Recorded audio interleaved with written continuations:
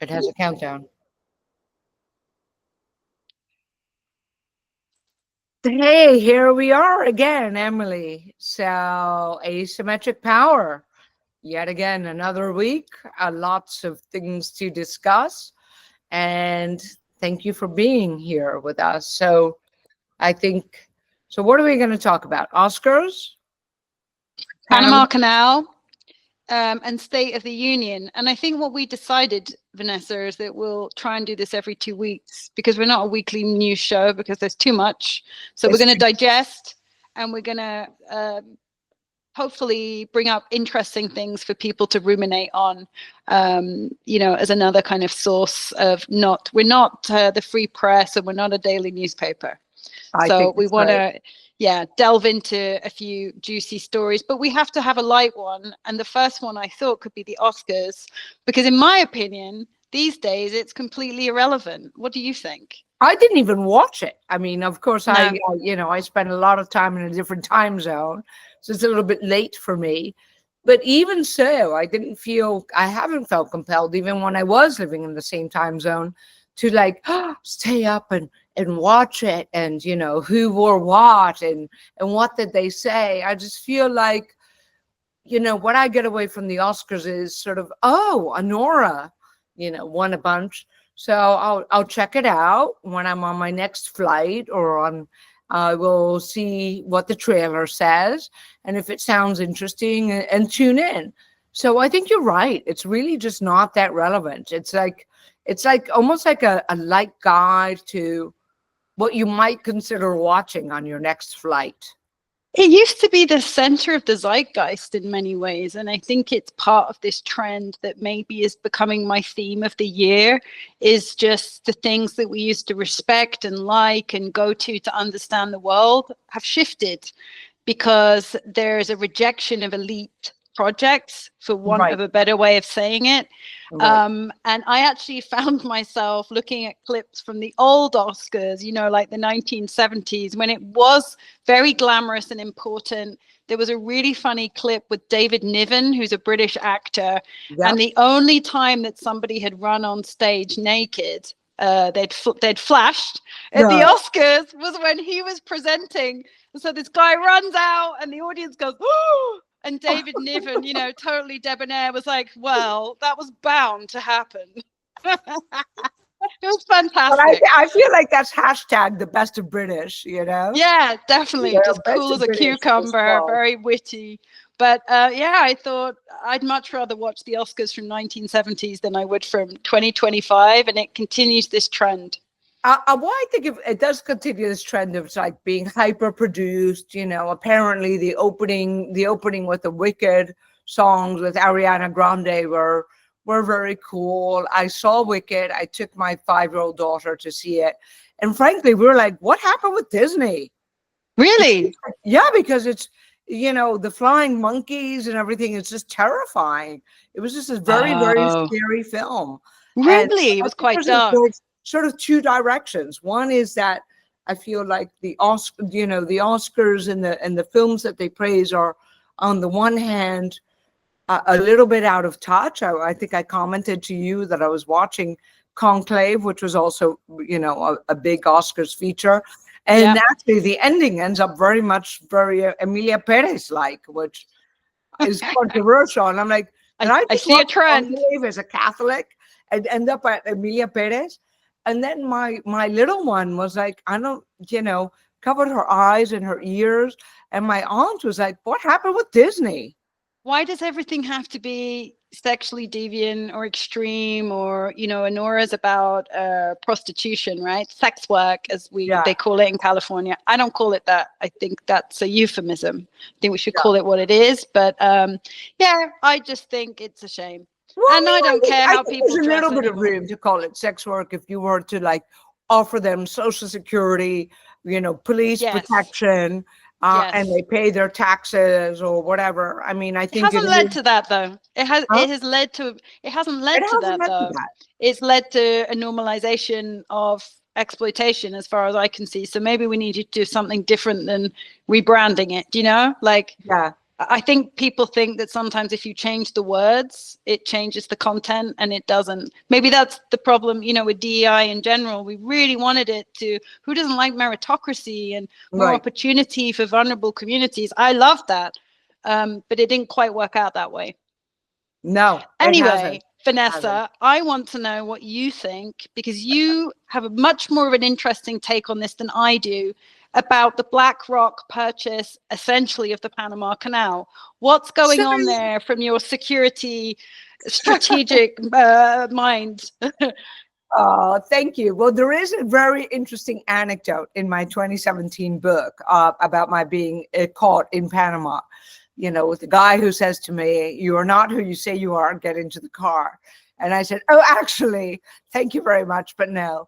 The Panama Canal has been very controversial for many years, and I know that Trump won in his, did not announce it, but I know for a fact it was a concern that the Chinese were building a big giant embassy at the entrance, and yes, the Panamanians had warned that this might not be a good idea, and I think the U.S. came to the party a bit late, right?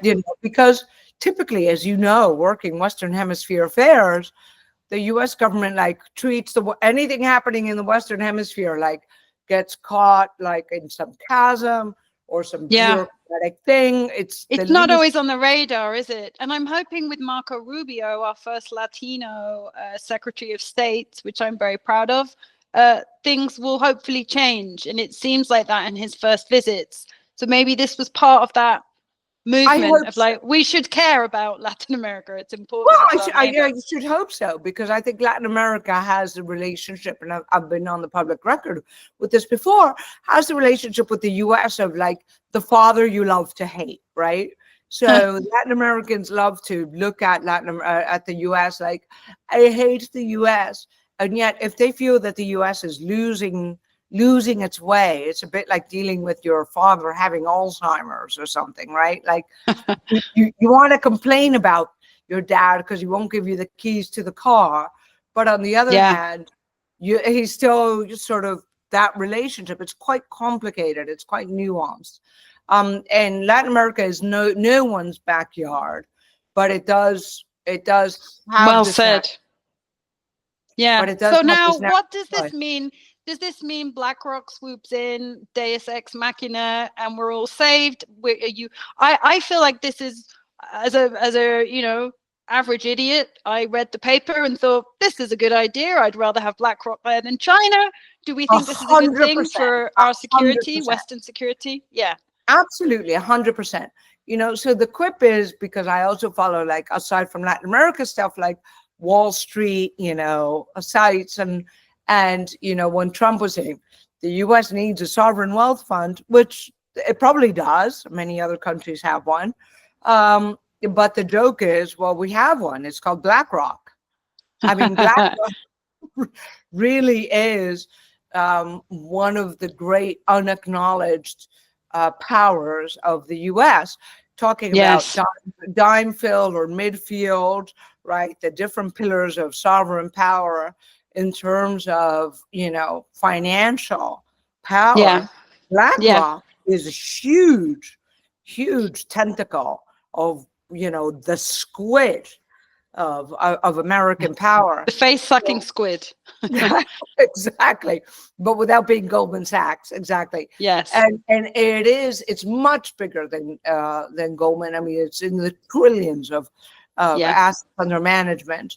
And it has the experience in dealing with major infrastructure, frontier projects. And I used to deal with that arm of BlackRock, and that deal with ports and hydroelectric power, or in frontier. And Panama Canal is not frontier at all. I mean, it's right. a trading hub.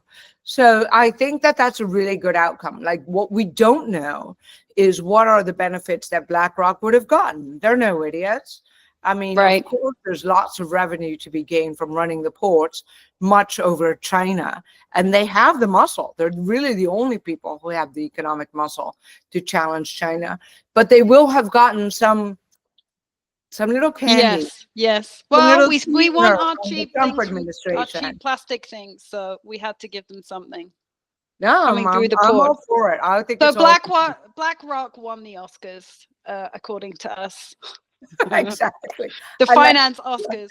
exactly. BlackRock So won the Oscar. talking of glitz and glamour, I thought that the State of the Union address, which is of course a really important moment in the American political calendar when the president addresses the nation But wait, this year.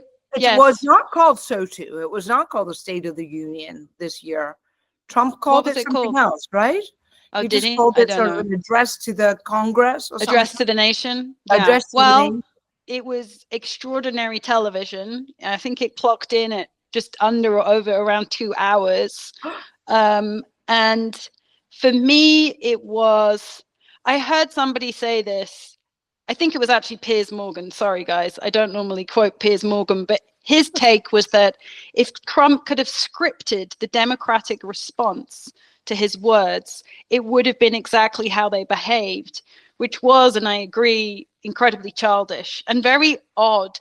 And I think continues again on this theme of like, oh, what's happened to the West? The left wing parties in the West, they seem to be very detached from reality. That upsets me because I've spent most of my life voting for them and raising money for them. So I don't know if you saw, but the Democratic Party held up paddles, like ping pong paddles, like, you know, when you're at an auction, and they said on them, I wrote down some of the things they said: false, just false, save Medicaid randomly, Musk steals, and protect veterans. They looked insane, Vanessa. And the ratings were really high for Trump, bipartisan across the board. Right. Do you think this is a change in, I don't know, the American political economy, or is it just sort of the temporary madness? No, I mean, I think it is. I mean, I think it's a major failing because MAGA, you know, and Trump 2 versus Trump 1 and MAGA and January 6th, etc., has all been the topic of discussion. But we've seen this coming for a long time. I mean, the Tea Party was around, what is it, 15 years ago? Right. I mean, it's not like they had no warning, the Democrats. And having served myself in some, you know, opposition movement, yes, for democracy in the country of my birth, one of the criticisms I had is we had no plan. You were all reactive. You're all just complaining about what's there. And I feel that the Democratic Party, and, you know, I'll disclose, I have been a registered Democrat, is that they're again tone deaf. They're not listening. And as we discussed in our last podcast, if you don't have an answer, if you don't have a plan, and you don't participate in the conversation, you are subjecting it to the other side. And then you can't complain when they do have a plan and they do listen to the people. And I think that being, you know, listening to things like, we talked about women in sports too, the women in sports. Which not a single Democrat voted for, even though it's a very popular bipartisan. Democrats support it, Republicans support it, voters by about 80%. Although today Gavin Newsom, the governor of California, actually came out and supported it. But you know, he didn't vote, you know, he didn't vote for it. So this is one of those issues that is just going to keep sinking the Democratic ship. I think it's very noble of you to repeat the critique that you got when you were in opposition. Now, as a Brit, I love the underdog. I love an opposition party. I think they have to be more brilliant and more compelling than those in power, because you really can shape an agenda with a slightly lower stake. So I really want my Democrats to get their shit together. It's upsetting me greatly. And I think that that's the difference between the US political system and the British political system. Like one of the great things that I always liked about the British political system is PMQs. They're great. Right? So what you do, and the people get to view at 12 noon on Wednesday on the BBC, you get to view the Power and Party, and then you have the opposition sits literally across the aisle, and you have a shadow cabinet, right? Yeah. So you know that if you were to vote for the other side, this is your defense secretary, this is your foreign secretary, although they don't call it that.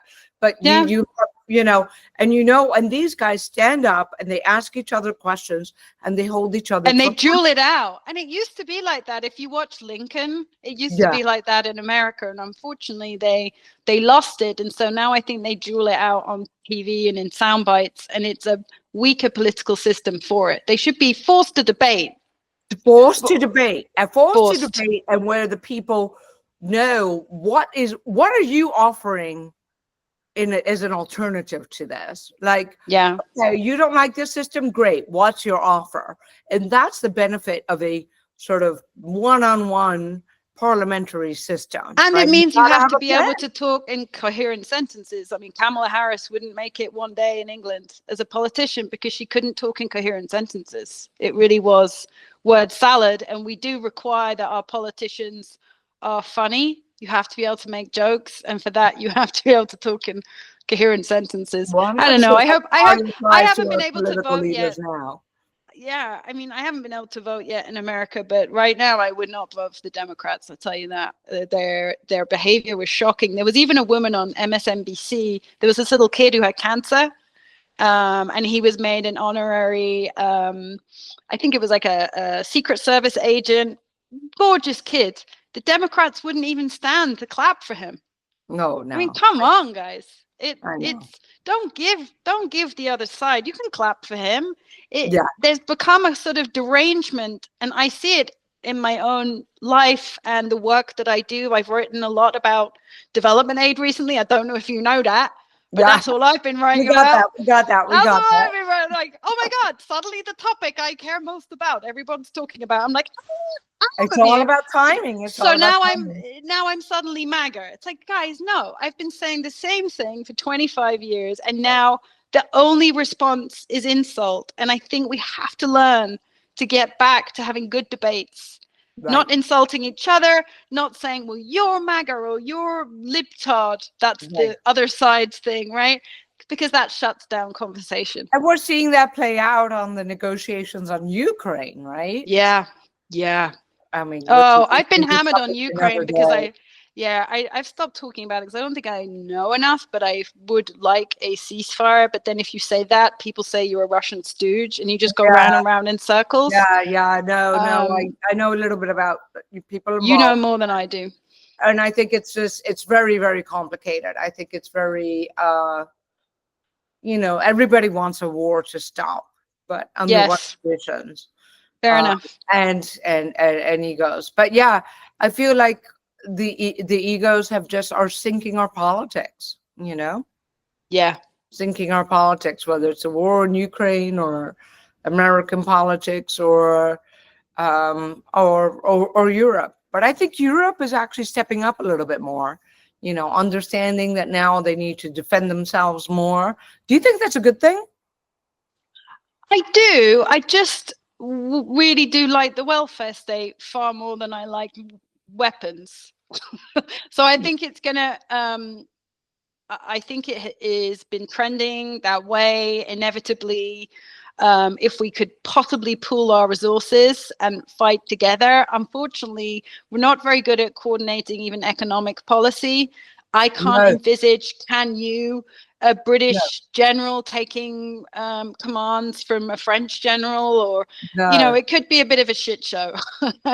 So I'm cautiously in favor of it, but there was an excellent piece. It was a letter in the Financial Times talking about how Britain hasn't invested in its armed services.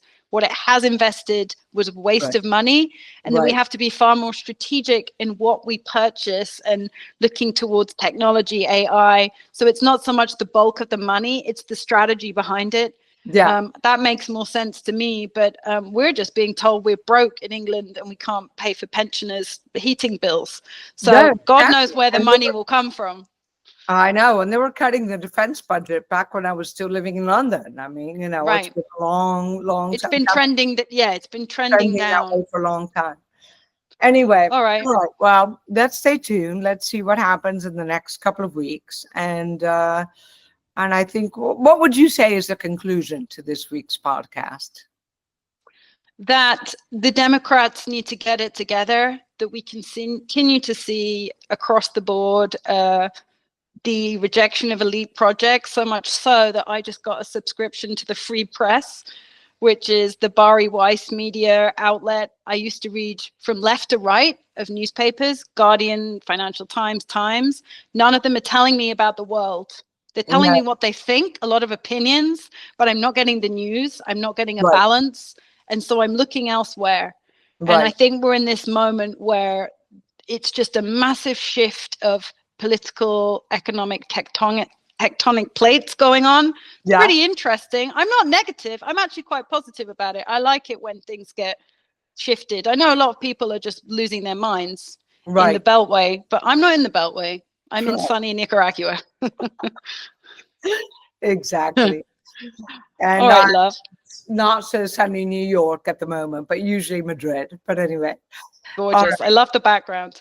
All right. Well, I'll see you in 2 weeks' time and be scouring my new source of news for some good stories. Exactly. And everyone who follows us, please follow us, subscribe, and share it with your friends. And we will see you soon. We'll see you in 2 weeks. Thank you very much. Bye, Doctor. Thank you. See ya. Thank you. Bye. Bye. Bye.